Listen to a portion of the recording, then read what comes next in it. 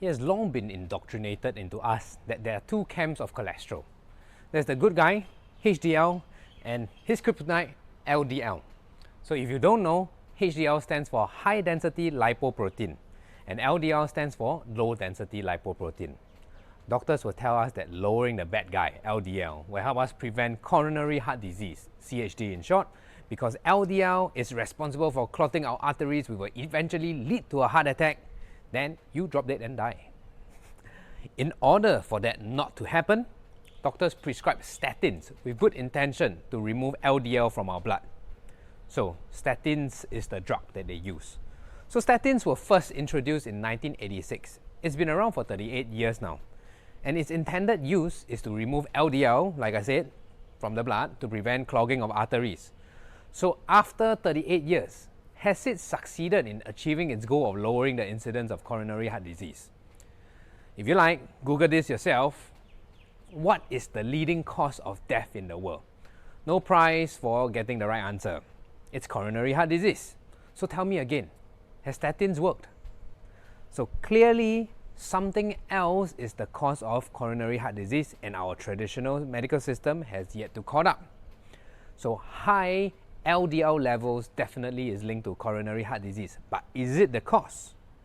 If we were to find the cause and remove it, then that will greatly reduce the incidence or even maybe eliminate the incidence of coronary heart disease. Now, let's look at another common advice by well-meaning doctors.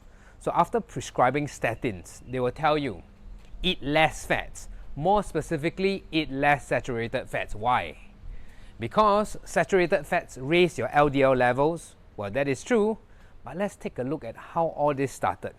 So back in 1950, Ansel Keys was the physiologist that came up with this 7-country study in which he drew a relationship between eating more fats in our diet and the incidence of coronary heart disease.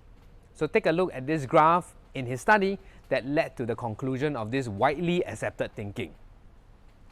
The graph on the right shows the original study, which you can see there are 22 countries' data that were collected, and the graph on the left is the data of 7 out of the 22 countries in which Ansel Keys cleverly selected to show how this relationship of eating a high-fat diet will lead to heart disease.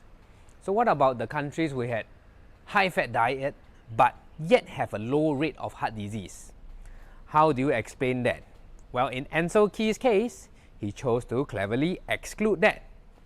So I'm not a doctor, I'm just a trainer who has experienced the benefits of getting onto the keto diet, and I was intrigued and started questioning conventional advice and wisdom.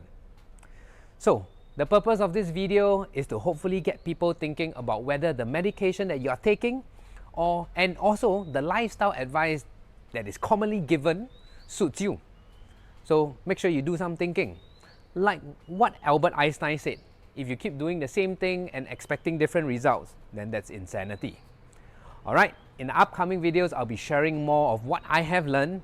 This is Gary from Penultimate Performance signing out. See you in the next one.